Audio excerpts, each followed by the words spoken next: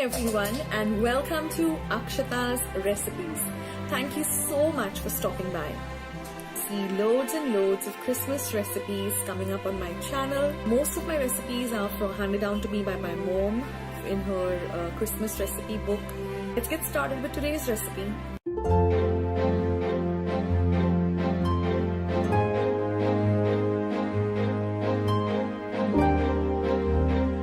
So I've taken 2 eggs in a bowl and I'm going to whisk it very well. To this, I'm going to be adding half a cup of powdered sugar. Now we're going to add about half a cup of milk and we're going to continue whisking. Now we're going to add 1 teaspoon of vanilla essence or vanilla extract. Now goes in 1 cup of coconut milk. We're going to now add half a cup of rice flour and we're going to whisk this till we get a nice smooth batter. Next goes in 1 cup of maida or all-purpose flour and we're going to continue whisking by adding a little maida at a time, but we want to get a nice and smooth batter. And once our batter is ready, we're going to set it aside and let it rest for at least an hour.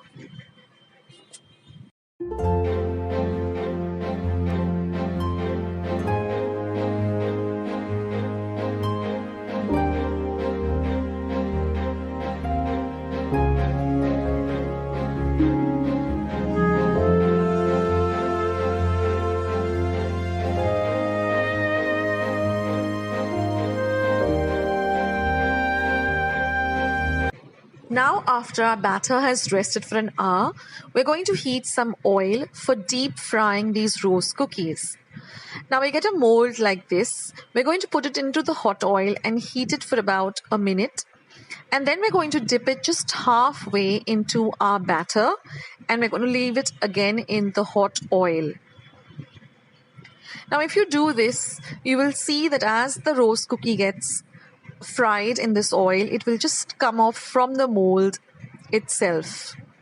Now if it doesn't, you can just take a sharp knife or any sharp instrument or a fork and just help the process of releasing the rose cookie from the mold like this. You can just push it down, it comes out very, very easily. Now the things that you have to remember is that your mold should always be dipped into hot oil first and then into the batter. And then you have to just leave it in the hot oil till it releases the rose cookie by itself, or you can just help it out with a fork or a sharp instrument. And then we're just going to fry them till they're a nice light golden brown color. Now these rose cookies get ready really quickly, so you need to keep an eye on them, because they get fried very fast and sometimes they can really burn and turn into a dark brown, which doesn't really look very appetizing. So you need to keep an eye on them and you need to fry them till they're nice and golden brown in color. Now you're going to drain the excess oil on a kitchen towel or a kitchen napkin. And once these rose cookies come down to room temperature, they are so crispy and so delicious. It's really, really worth making them for Christmas, and they really look so pretty on the Christmas tree. So from the batter that I made, I got about 25 rose cookies. Because the mold also is a little bit smaller, you get different shaped molds. You get the bigger ones also, so you might get a little less, about 20 or so. But they're really worth making, and I was so happy because they really turned out beautiful.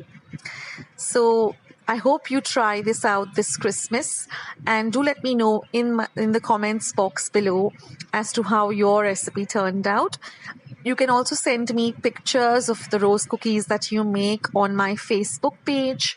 I am very active on Facebook under the name Akshatas Recipes, or you can also send me pictures on Instagram under the same name, Akshatas Recipes.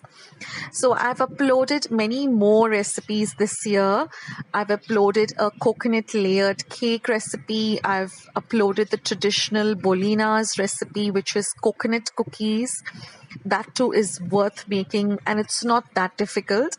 Then I've also put up some milk toffee, and I've put up many more recipes, and I have so much more to put up and share with all of you.